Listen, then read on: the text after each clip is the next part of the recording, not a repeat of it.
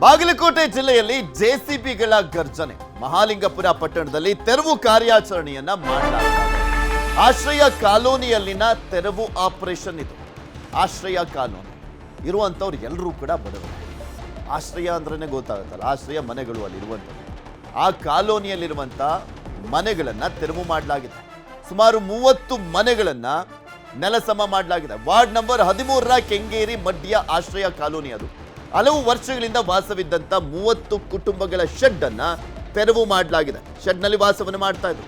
ಹಲವು ವರ್ಷಗಳಿಂದ ವಾಸವನ್ನು ಮಾಡ್ತಾ ಇದ್ರು. ತೆರವು ಕಾರ್ಯಾಚರಣೆಯಿಂದ ಕುಟುಂಬಗಳು ಆಕ್ರೋಶವನ್ನ ವ್ಯಕ್ತಪಡಿಸಿದ್ದಾರೆ. ತಹಶೀಲ್ದಾರ್, ಪುರಸಭೆ ಅಧಿಕಾರಿಗಳಿಂದ ಕಾರ್ಯಾಚರಣೆಯನ್ನು ಮಾಡಿಸಲಾಗಿದೆ. ನೋಟಿಸ್ ನೀಡದೆ ಏಕಾಏಕಿ ತೆರವು ಮಾಡಿದ್ದಕ್ಕೆ ಕಿಡಿಕಾರಲಾಗ್ತಾ ಇದೆ. ಚುನಾವಣೆ ವೇಳೆ ನಿವೇಶನ ಕಲ್ಪಿಸುವಂತ ಭರವಸೆಯನ್ನ ಕೊಟ್ಟಿದ್ರು ಶಾಸಕರು. ಈಗ ಚುನಾವಣೆ ಮುಗಿತು, ಈಗಂತೂ ಅವಶ್ಯಕತೆ ಇಲ್ಲ. ನೆಕ್ಸ್ಟ್ ಇನ್ನ ಬೇಕಾಗಿರುವಂಥದ್ದು ಇನ್ನೊಂದು 4 ವರ್ಷ ಆಮೇಲೆ ಇನ್ನೊಂದು ಯಾವುದಾದ್ರೂ ಡ್ರಾಮಾ ಮಾಡಿದ್ರೆ ಸಾಕಾಗುತ್ತೆ ಅನ್ನುವಂಥ ಕಾರಣಕ್ಕೋಸ್ಕರ ಈಗ ತೆರವು ಕಾರ್ಯಾಚರಣೆ ಮಾಡ್ತಾ ಇದಾರಲ್ಲ, ಮಾಡ್ಕೊಳ್ಳಿ, ಏನಾದರೂ ಮಾಡ್ಕೊಳ್ಳಿ ಅಂತ ಬಿಟ್ಬಿಟ್ಟಿದ್ದಾರೆ ಅಂತ ಕಾಣಿಸುತ್ತೆ. 30 ಶೆಡ್ಡಿನ ಮನೆ, 30 ಶೆಡ್ಡಲ್ಲಿರುವಂಥ ಜನ, ಆ ಒಂದು ಶೆಡ್ಗಳನ್ನು ತೆರವು ಮಾಡಲಾಗಿದೆ. ಆ ಕುಟುಂಬಗಳು ಬೀದಿಗೆ ಬಿದ್ದಿದ್ದಾವೆ. ನೋಟಿಸನ್ನೇ ಕೊಟ್ಟಿಲ್ವಂತೆ ಲೆಕ್ಕ ಹಾಕಲಿ. 30 ಮನೆಯ ಕುಟುಂಬದವರು ಎಲ್ಲಿ ಹೋಗ್ಬೇಕಾಗಾದ್ರೆ ಅಟ್ಲೀಸ್ಟ್ ಏನಾದರೂ ನೋಟಿಸ್ ಕೊಟ್ಟು ಸ್ವಲ್ಪ ಸಮಯಾವಕಾಶ ಕೊಟ್ಟು ತೆರವನ್ನ ಮಾಡಿದಿದ್ರೆ ನಾವಾದ್ರೂ ಬೇರೆ ಕಡೆ ನೋಡ್ಕೊಳ್ತಾ ಇದ್ವಲ್ಲ ಅಂತ ಹೇಳ್ತಾ ಇದ್ದಾರೆ.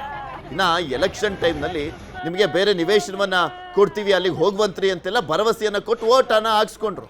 ಇವಾಗ ಮಾತಿಲ್ಲ, ಕತೆ ಇಲ್ಲ, ಫುಲ್ ಸೈಲೆಂಟ್, ಗಪ್ಚುಪ್ಪು ರಾಜಕಾರಣಿಗಳು ಅಂದ್ರೇನೆ ಹೇಳೋದೊಂದು ಮಾಡೋದೊಂದು, ಯಾಮಾರಿಸೋದ್ರಲ್ಲಿ ಎಕ್ಸ್ಪರ್ಟ್ಗಳು ರಾಜಕಾರಣಿಗಳು.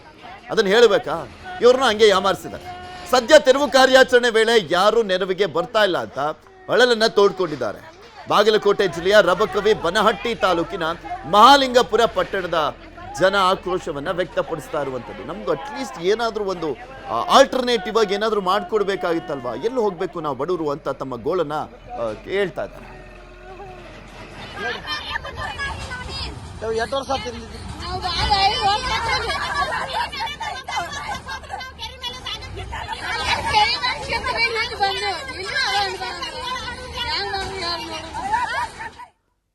ಇನ್ನಷ್ಟು ಮಾಹಿತಿಯನ್ನ ಕೊಡ್ತಾ ಹೋಗ್ತಾರೆ ನಮ್ಮ ಬಾಗಲಕೋಟೆಯ ಪ್ರತಿನಿಧಿ ಮಂಜುನಾಥ್. ನಮ್ಮ ಜೊತೆ ದೂರವಾಣಿ ಸಂಪರ್ಕದಲ್ಲಿ ಜಾಯಿನ್ ಆಗ್ತಾರೆ. ಮಂಜು, ಏಕಾಏಕಿ ತೆರವನ್ನ ಮಾಡಿದ್ದ, ಯಾವುದೇ ನೋಟಿಸ್ ಅನ್ನ ಕೊಟ್ಟಿಲ್ವಾ? ಅಟ್ಲೀಸ್ಟ್ ನೋಟಿಸ್ ಅನ್ನ ಕೊಟ್ಟು ತೆರವು ಮಾಡ್ಬೇಕಲ್ವಾ? ಆಮೇಲೆ ಎಲ್ಲಾದ್ರೂ ನೋಡ್ಕೊಂಡಿರೋರು, ಆಲ್ಟರ್ನೇಟಿವ್ ಆಗಾದ್ರೂ ಏನಾದ್ರೂ ವ್ಯವಸ್ಥೆಯನ್ನ ಮಾಡ್ಕೊಂಡಿರೋರು ಈ ರೀತಿಯಾಗಿ ಮಾಡಿದ್ರೆ ಏನ್ ಕತೆ ಅಂತ. ದೊಡ್ಡವ್ರಿಗೆ ಒಂದು ರೂಲ್ಸು, ಸಣ್ಣವ್ರಿಗೆ ಬಡವರಿಗೆ ಒಂದು ರೂಲ್ಸು ಅನ್ನಂಗೆ ಆಗ್ಬಿಟ್ಟಿದೆಯಲ್ಲ. ಪೃಥ್ವಿರಾಜ್, ಯಾವತ್ತೂ ಅಧಿಕಾರಿಗಳ ಮನೋಭಾವನೆ ಯಾವ ರೀತಿ ಇರುತ್ತೆ ಅಂದ್ರೆ ಗುಬ್ಬಿ ಮೇಲೆ ಬ್ರಹ್ಮಾಸ್ತ್ರ ಅಂತ ಕರಿತೀವಿ, ಅದು ಇದನ್ನ ನೋಡಿನೇ ಅಂತ ಹೇಳ್ಬೇಕಾಗುತ್ತೆ. ಯಾಕಂತಂದ್ರೆ ದೊಡ್ಡವರು ಕೋಟ್ಯಾಂತರ ರೂಪಾಯಿ ಬೆಲೆ ಬಾಳುವಂತಹ ಆಸ್ತಿಗಳನ್ನ ಒತ್ತುವರಿ ಮಾಡ್ಕೊಂಡ ಸಂದರ್ಭದಲ್ಲಿ ಅವನ್ನ ತೆರವುಗೊಳಿಸಬೇಕಾದ್ರೆ ಅಧಿಕಾರಿಗಳು ಸಾಕಷ್ಟು ವೀಣಾವೇಶವನ್ನ ಎಣಿಸ್ತಾರೆ. ಬದಲಿಗೆ ಅದಕ್ಕೆ ಅದರದೇ ಆದಂತ ಒಂದು ಪ್ರೊಸೀಜರ್ಸ್ ಗಳನ್ನ ತಾವೇ ತಂದು ಮುಂದಿಡ್ತಾರೆ. ಆದ್ರೆ ಇಲ್ಲಿ ಬಡವರು ವಾಸಿಸುವಂತಹ ಆಶ್ರಯ ಮನೆಗಳು, ಅದು ಮನೆಗಳು ಕೂಡ ಅಲ್ಲ, ಶೆಡ್ಗಳು. ಆಶ್ರಯ ಕಾಲೋನಿಯಲ್ಲಿ ಮಹಾಲಿಂಗಪುರ ಪಟ್ಟಣದಲ್ಲಿರುವಂತಹ ವಾರ್ಡ್ ನಂಬರ್ 13ರ ಕೆಂಗೇರಿ ಮಡ್ಡಿಲಿರುವಂತಹ ಆಶ್ರಯ ಕಾಲೋನಿ ಇದು. ಅಲ್ಲಿ ಸುಮಾರು 30ಕ್ಕೂ ಹೆಚ್ಚು ಕುಟುಂಬಗಳು ತಗಡಿನ ಶೆಡ್ಗಳನ್ನು ಹಾಕೊಂಡು ವಾಸ ಮಾಡ್ತಾ ಇದ್ದಾರೆ. ಅವರು ಸುಮಾರು 10 ರಿಂದ 12 ವರ್ಷಗಳಿಂದ ಅದೇ ಒಂದು ಜಾಗದಲ್ಲಿನೇ ವಾಸ ಮಾಡ್ತಾ ಇದ್ದಾರೆ. ಅವರಿಗೆ ಶಾಶ್ವತವಾಗಿ ಒಂದು ನಿವೇಶನವನ್ನ ಕಲ್ಪಿಸಿಕೊಡ್ಬೇಕು ಅನ್ನೋಂತ ಹಿನ್ನೆಲೆಯಲ್ಲಿ ಈ ಹಿಂದೆನೂ ಕೂಡ ಸಾಕಷ್ಟು ಅಲ್ಲಿನ ಶಾಸಕರಾಗಿರ್ಬೋದು, ಸ್ಥಳೀಯ ರಾಜಕಾರಣಿಗಳಾಗಿರ್ಬೋದು ಭರವಸೆಗಳನ್ನ ಕೊಡ್ತಾನೆ ಬಂದಿದ್ದಾರೆ. ಆದ್ರೆ ಇದುವರೆಗೂ ಕೂಡ ಅದಾಗಿರ್ಲಿಲ್ಲ. ಇನ್ನು ಏಕಾಏಕಿಯಾಗಿ ತಹಶೀಲ್ದಾರ್ ಮತ್ತು ಮಂಜುನಾಥ್ ನಮ್ಮ ಜೊತೆ ಈಗ ಸಿದ್ದು ಸವದಿ ಶಾಸಕರು ತೇರ್ದಾಳ ದೂರವಾಣಿ ಸಂಪರ್ಕದಲ್ಲಿ ಜಾಯಿನ್ ಆಗಿದ್ದಾರೆ. Good morning sir. Good morning sir, ಆಶ್ರಯ ಕಾಲೋನಿಯಲ್ಲಿ ಇದ್ದಂತ 30 ಕುಟುಂಬಗಳ ಮನೆಗಳನ್ನ ನೆಲಸಮ ಮಾಡಲಾಗಿದೆ. ನೀವು ಕೂಡ ಭರವಸೆಯನ್ನ ಕೊಟ್ಟಿದ್ರಂತೆ ನಿವೇಶನವನ್ನೆಲ್ಲ ಕೊಡಿಸ್ತೀನಿ ಅಂತ. ಏನ್ ಸರ್, ಏನಾಯ್ತು ಕತೆ? ಅದು ಆಶ್ರಯ ಕಾಲನಿ ಇನ್ನೂ ಆಗಿಲ್ಲ. ಅದು ಪುರಸಭೆ ಆಸ್ತಿ ಅದ. ನಾವು ಬಡವರಿಗೆ ಲೇಔಟ್ ಮಾಡಿ ಹಕ್ಕುಪತ್ರ ಕೊಟ್ಟು ಮನೆಗಳನ್ನ ಮಂಜೂರು ಮಾಡಿ ಕೊಡುವಂತ ಕೆಲಸ ಮಾಡಬೇಕತ್ತ ನಾವು ಇಚ್ಛೆ ಪಡಿಸಿ ಇವರು ಅನಧಿಕೃತ ಯಾರು ಹಾಕ್ಯಾರ ಅಲ್ಲಿ, ಮತ್ತು ಒಬ್ಬ ಪುರಸಭಾ ಸದಸ್ಯರುಗಳು ಬೇಕಾಬಿಟ್ಟಿಯಾಗಿ ಅದನ್ನ ಮಾರ್ಕೊಂಡಾರ. 4 ಲಕ್ಷ 5 ಲಕ್ಷ ಜಾಗ ಅವ್ರದ್ದು ಮುನ್ಸಿಪಾಲಿಟಿ ಆಸ್ತಿ, ಪುರಸಭೆ ಆಸ್ತಿ ಮಾರ್ಕೊಂಡಾರ. ಇವರು ಅನಧಿಕೃತವಾಗಿ ಶೆಡ್ ಹಾಕ್ಯಾರ ಅಲ್ಲಿ, ಪತ್ರ ಶೆಡ್ಗಳು. ಅದನ್ನ ತೆಗೆದು ನಾವು ಬಡವರಿಗೆ ಕೊಡ್ತೀವಿ ರೀ. ಲೇಔಟ್ ಮಾಡಿ ಅಟ್ರು ಬಡವರಿಗೆ ಯಾರಿಗೆ ಜಾಗ ಇಲ್ಲ ಅವ್ರಿಗೆ ಕೊಡ್ಬೇಕಂತ ಇಚ್ಛೆಯಿಂದ ಅದನ್ನ ತೆರವುಗೊಳಿಸ್ಲಾತ್ರಿ ಎಲ್ಲಾರು ಮುನ್ಸಿಪಾಲಿಟಿ. ಅಟ್ಲೀಸ್ಟ್ ಒಂದು ನಿವೇಶನವನ್ನ ಕೊಟ್ಟು ಆಲ್ಟರ್ನೇಟಿವ್ ಆಗಿ ಅವ್ರಿಗೊಂದು ಪರ್ಯಾಯ Alternative ಅಂದ್ರೆ ಅವ್ರು ಮಾಡಾದ್ಮೇಲೆ ಆದ್ರೂ ತೆರವು ಮಾಡ್ಬೇಕಾಗಿತ್ತಲ್ಲ. 10 ರಿಂದ 12 ವರ್ಷದಿಂದ ಅಲ್ಲಿ ಬದುಕ್ತಾ ಇದಾರೆ, ಏನ್ ಜಾಗ ಇಲ್ಲ ಏನಿಲ್ಲ, ಯಾರು ನೆರವಿಗೆ ಬರ್ತಾ ಇಲ್ಲ ಅಂತ ಗೋಳ ಅವ್ರದ್ದು. 10-12 ವರ್ಷ ಏನಿಲ್ಲ, 3-4 ವರ್ಷದಾಗ ಅದನ್ನ ಮೆಂಬರ್ ಮಾಡ್ಕೊಂಡಾರ್ರಿ. ಮುನ್ಸಿಪಾಲಿಟಿ ಮೆಂಬರ್ಗಳು ಮುನ್ಸಿಪಾಲಿಟಿ ಆಸ್ತಿ ಮಾರಾಕಿರ್ತಾರ, ನೀವ ಹೇಳ್ರಿ. 3 ಲಕ್ಷ 4 ಲಕ್ಷ 5 ಲಕ್ಷ ಕೊಟ್ಟು ಅದನ್ನ ಮಾರ್ಕೊಂಡಾರ. ಅದನ್ನ ತೆರವುಗೊಳಿಸಿ ಬಡವರಿಗೆ ಕೊಡ್ತೀವಿ ನಾವು. ಅವ್ರ ಪತ್ರ ಶೆಡ್ ಅವೇನ ಮನಿಗಳು ಅಲ್ಲ, ಅವು ಪತ್ರ ಶೆಡ್ ಹಾಕೊಂಡಾರ, ಜಾಗ ಹಿಡಿಬೇಕಂತ. ಅವ್ರ ಮನಿಗಳು ಬೇರೆ ಪರ್ಯಾಯ ಇದಾವು ಇದಾವ. ಇಲ್ಲತ್ತಿಲ್ಲ, ಅವ್ರ ಮನಿಗಳು ಪರ್ಯಾಯ ಇದಾವ. ಇಲ್ಲಿ ಒಂದ್ ಶೆಡ್ ಹಾಕೊಂಡಾರ, ಜಾಗ ಹಿಡಿಬೇಕಂತ ಕೊಂಡು ತಗೊಂಡು ಹೇಳ್ತಾರೆ. ಅವ್ರಗಳೇ ಮಾತನಾಡ್ತಾ ಇದ್ರಲ್ಲ, ನಮ್ಗೆ ಬೇರೆ ಎಲ್ಲಿ ಹೋಗ್ಬೇಕು, ಈಗ ನಾವು ಬೀದಿಗೆ ಬಿದ್ದಿದೀವಿ, ಯಾರು ಸಪೋರ್ಟಿಗೆ ಬರ್ತಾ ಇಲ್ಲ ಅಂತ ಅಳಲನ್ನು ತೋಡ್ಕೊಳ್ತಾ ಇದ್ರ ಅವರು. ಏನ್ ಎಲ್ಲಾ ಅದಕ್ಕೆ ಸತ್ಯಕ್ಕೆ ದೂರವಾದ ಸಂಗತಿ. ಅವ್ರ ಮನಿಗಳು ಅದಾವ, ಇದನ್ನ ತಗೊಂಡಾರ. ಯಾರೋ ಮುನ್ಸಿಪಾಲಿಟಿ ಮೆಂಬರ್ ಅನಧಿಕೃತವಾಗಿ ಯಾರ್ದಾರೆ ರೆಕಾರ್ಡ್ ನೋಡಿ ಚೆಕ್ ಮಾಡಿ ತಗೋಬೇಕಲ್ಲ, ಅವ್ರು ತಗೊಳ್ಳೋ ಮುಂದ್ರಿ. ನಮ್ಮ ಪ್ರತಿನಿಧಿ ಮಂಜುನಾಥ್ ಅಲ್ಲಿ ಗ್ರೌಂಡ್ ರಿಪೋರ್ಟ್ ಅನ್ನ ಮಾಡಿದ್ರು, ಅವರು ಕೂಡ ನಮ್ ಜೊತೆ ಜಾಯ್ನ್ ಆಗಿದ್ದಾರೆ, ಅವರು ಕೂಡ ಮಾತನಾಡ್ತಾ ಹೋಗ್ತಾರೆ. ಮಂಜು, ಮಾತನಾಡಿಸಿ, ಸಿದ್ದು ಸೌದಿ ಸರ್ ಇದ್ದಾರೆ. ಸರ್ ನಮಸ್ತೆ, ನಾ ಬಾಗಲಕೋಟೆ ರಿಪೋರ್ಟರ್ ಮಂಜು ಮಾತಾಡ್ತಾ ಇದ್ದೀನಿ ಸರ್. ಹೇಳ್ರಿ ನಮಸ್ಕಾರ ಸರ್. ಏನಿಲ್ಲ, ಅವ್ರು ಆರೋಪ ಮಾಡುವಂತದ್ದು ಏನಂತಂದ್ರೆ, ಈಗ ಹಿಂದೆ ಎಲೆಕ್ಷನ್ ಟೈಮ್ ನಲ್ಲಿ ನಮಗೆ ಭರವಸೆನ ಕೊಟ್ಟಿದ್ರು, ಈ ಮನೆಗಳನ್ನ ನಮಗೆ ಕೊಡ್ತಾರೆ ಅಂತ ಹೇಳಿ. ಆದ್ರೆ ಈಗ ನಮ್ಮ ನೆರವಿಗೆ ಯಾರು ಬರ್ತಾ ಇಲ್ಲ, ಮತ್ತೆ ನೋಟಿಸ್ಗಳನ್ನು ಕೊಟ್ಟಿಲ್ಲ ನಮಗೆ. ಅಟ್ಲೀಸ್ಟ್ ನಮಗೆ ನೋಟಿಸ್ ಕೊಟ್ಟು ತೆರವುಗೊಳಿಸಿದ್ರೆ ನಾವು ಏನಾದ್ರು ಪರ್ಯಾಯವಾಗಿ ಒಂದು ವ್ಯವಸ್ಥೆ ಮಾಡ್ಕೊಳ್ತಿದ್ವಿ ಅನ್ನೋಂಥದ್ದೊಂದು ಅವ್ರ ಮನವಿ ಐತಿ. ಬಟ್ ಅಲ್ಲಿ ಅಧಿಕಾರಿಗಳು ಏಕಾಏಕಿ ಯಾಕೆ ಆತರ ಮಾಡಿದ್ರು ಅಂತ, ತಾವೇನಾದ್ರು ಹೆಲ್ಪ್ ಮಾಡ್ಬೋದಾಗಿತ್ತಲ್ಲ ಅವ್ರಿಗೆ ಅಂತ.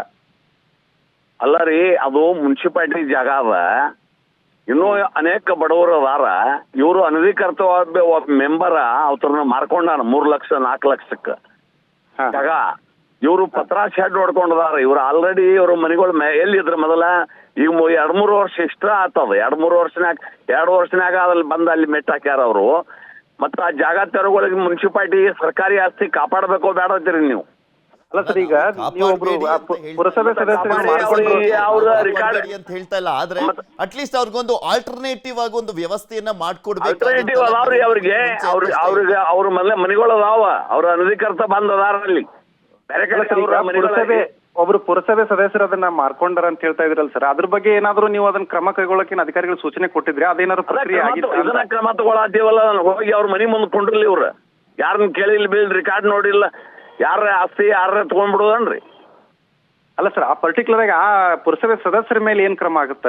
ನಾನೇನಿಲ್ಲ, ಒಟ್ಟು ಪುರಸಭೆ ಸದಸ್ಯರು ಮಾರ್ಕೊಂಡಾರ ಸುದ್ದಿ ಅದ ನಮಗೆ. ನೀವ ಎನ್ಕ್ವೈರಿ ಮಾಡಿ ತೆಗೀರಿ, ಯಾರು ಮಾರ್ಕೊಂಡಾರ ಹೇಳ್ತಾರ. ಅಲ್ಲ, ಎನ್ಕ್ವೈರಿ ಮಾಡುವಂತ ಪವರ್ಸ್ ನಮಗಿರಲ್ಲ.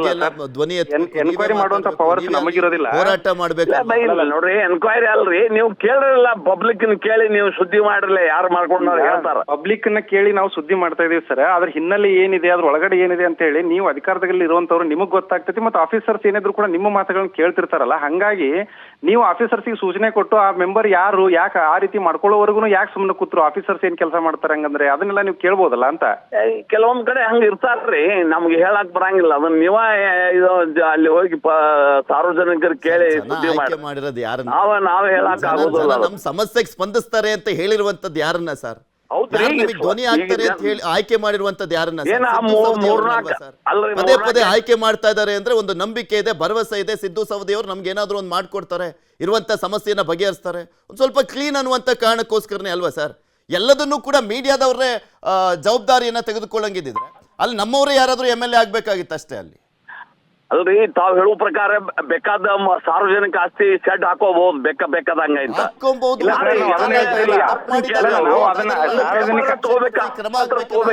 ಅಷ್ಟೇ. ಯಾರ್ರಿ ಅಲ್ಲಿ ಪುರಸಭೆಯವರು ತಪ್ಪು ಮಾಡಿದ್ದಾರೆ ಅಂತ ಹೇಳ್ತಾ ಇದ್ರಲ್ಲ, ಅವ್ರ ಮೇಲೆ ಕ್ರಮ ಆಗ್ಬೇಕಲ್ಲ ಅಂತ. ಮತ್ತೊಂದ್ ಕಡೆ ನಿಮ್ಗೆ ಇನ್ನೂ ಒಂದ್ಸಲಿ ಕ್ಲಿಯರ್ ಆಗಿ ಹೇಳ್ಬಿಡ್ತೀನಿ, ನಾನು ಅಲ್ಲಿ ಹೇಳ್ತಾ ಇರುವಂತದ್ದು ಶೆಡ್ ಹಾಕಿರುವಂತದ್ದು ಸರಿನೋ ತಪ್ಪು ಅನ್ನೋದಕ್ಕಿಂತ ಆಲ್ಟರ್ನೇಟಿವ್ ಆಗಿ ವ್ಯವಸ್ಥೆಯನ್ನ ಮಾಡಾದ್ಮೇಲೆ ಆದ್ರೂ ತೆರವು. ಗೌರ್ಮೆಂಟ್ ಆಸ್ತಿ ಗೌರ್ಮೆಂಟ್ಗೆ ಸೇರ್ಬೇಕು, ಅವರು ಅನಧಿಕೃತವಾಗಿ ಹಾಕೊಂಡಿದ್ರೆ ಅದು ತಪ್ಪು ಅಂತಾನೆ ಹೇಳ್ತಾ ಇದೀವಿ. ಬಟ್ ಸ್ವಲ್ಪ ಟೈಮ್ ಅನ್ನ ಕೊಡ್ಬೇಕಾಗಿತ್ತಲ್ಲ ಅಂತ ಅವ್ರು ಮಾತನಾಡಿದ ರೀತಿಯಲ್ಲಿ ನಾವು ಹೇಳ್ತಾ ಇದೀವಿ. ನಿಮ್ಗೆ ಟೈಮ್ 2 ವರ್ಷ ಆತ್ರಿ, ಅವ್ರಿಗೆ ತೆರವುಗೊಳಿಸ್ರಿ, ಅಲ್ಲಿ ಹಾಕ್ಬೇಡ್ರಿ, ಅನಧಿಕೃತ ಪುರಸಭೆ ಜಾಗ ಐತಿ, ನಾವು ಲೇಔಟ್ ಮಾಡಿ ಬಡವರಿಗೆ ಮನಿ ಸೈಟ್ ಹಾಕ್ತೀವಿ ಅಂತ ಹೇಳಿದ್ವಿ. ಇವ್ರು ಮನ್ಸಿಗೆ ಬಂದಂಗ ಹಾಕೊಂಡಾರೆ. ಮೂರಿಂದ 4 ಎಕರೆ ಜಾಗ 30 ಮಂದಿ ಕೊಟ್ಟು ಬಿಡಿದ್ರೆ ಇಂತ ನೀವ ಹೇಳ್ಬಿಡ್ರಿ, ಕೊಟ್ಟು ಬಿಡಿದ್ರೆ ನೀವ ಕೊಡ್ರಿ, ನಮ್ಗೇನ ನೀವು ಒಂದ್ ಹಂಗದಿರಿ ಇರುವಂತದ್ದು ನಿಮ್ಗೆ ಅರ್ಥ ಆಗ್ತಾ ಇಲ್ಲ. ಓಕೆ, ಅದಕ್ಕೆ ಇನ್ನೂ ಒಂದ್ಸಲಿ ಕ್ಲಾರಿಟಿ ಎಲ್ಲ ನಮ್ಗೆಲ್ಲ ಅರ್ಥ ಆಗೇ ಮಾತಾಡ್ತೇನ್ರಿ, ನಾನೇ ಯಾಕೆ ಮಾತಾಡ್ಲಿ ಹಂಗ? ಆದ್ರೆ ಸ್ವಲ್ಪ ಅವಕಾಶವನ್ನ ಕೊಡಬೇಕಾಗಿತ್ತಲ್ಲ ಅನ್ನುವಂಥದ್ದನ್ನ ಹೇಳ್ತಾ ಇದೀವಿ ಅಷ್ಟೇ. ಓಕೆ, ಪ್ರಕಾರ 30 ಜನದ ಏನು ಅದನ್ನ ತೆರವು ಮಾಡಿದ್ದಾರೆ, ಅವ್ರಿಗೆ ಬೇರೆ ಇನ್ನೂ ಕೂಡ ಮನೆಗಳಿದಾವೆ, ಇಲ್ಲಿ ಆ ಸೈಟ್ ಅನ್ನ ಹೊಡ್ಕೊಳ್ಳೋಕೋಸ್ಕರ ಅಲ್ಲಿ ಬಂದು ಕುತ್ಕೊಂಡಿದ್ದಾರೆ ಅಂತ ಹೇಳ್ತಾ ಇದ್ದಾರೆ. ಅದ್ರ ಬಗ್ಗೆ ಕೂಡ ನಮ್ಮ ಪ್ರತಿನಿಧಿ ಒಂದು ಕ್ಲಾರಿಟಿಯನ್ನ ಪಡ್ಕೊಳ್ತಾರೆ, ಏನಾಗಿದೆ ಅನ್ನುವಂಥದ್ರ ಬಗ್ಗೆ ಇನ್ನಷ್ಟು ಮಾಹಿತಿಯನ್ನ ಪಡ್ಕೊಳ್ತಾರೆ. ಧನ್ಯವಾದ ಸಿದ್ದು ಸವದಿ ಅವರೇ, ನ್ಯೂಸ್ ಮಾತನಾಡಿದ್ದಕ್ಕೆ. ಮಂಜು ಅವರೇ, ಸಿದ್ದು ಸವದಿ ಅವರು ಹೇಳ್ತಾ ಇದ್ದಾರೆ ಅಲ್ಲಿ ಯಾರ್ದೆಲ್ಲ ಅಂದ್ರೆ ಮನೆಗಳನ್ನ ತೆರವು ಮಾಡಲಾಗಿದೆ, ಅವ್ರಿಗೆ ಸಪರೇಟ್ ಆಗಿ ಆಲ್ಟರ್ನೇಟಿವ್ ಆಗಿ ಮನೆನೂ ಕೂಡ ಇದ್ದಾವಂತೆ. ಒಮ್ಮೆ ಚೆಕ್ ಮಾಡ್ಕೊಳ್ಳಿ ಇದೆಯಾ ಏನು, ಅಥವಾ ನಿಜಕ್ಕೂ ಕೂಡ ಗುಬ್ಬಿ ಮೇಲೆ ಬ್ರಹ್ಮಾಸ್ತ್ರದ ರೀತಿಯಲ್ಲಿ ದಿಢೀರ್ ಅಂತ ಬಂದು ಏಕಾಏಕಿಯಾಗಿ ಅವರ ಶೆಡ್ಗಳನ್ನ ತೆರವುಗೊಳಿಸಲಾಗಿದೆಯಾ ಅನ್ನುವಂಥದ್ರ ಬಗ್ಗೆ ನಮ್ಮ ಪ್ರತಿನಿಧಿ ಅಲ್ಲೂ ಹೋಗಿ ಇನ್ವೆಸ್ಟಿಗೇಟ್ ಮಾಡ್ತಾರೆ. ಧನ್ಯವಾದ ಮಂಜು, ನಿಮ್ಮ ಮಾಹಿತಿಗೋಸ್ಕರ.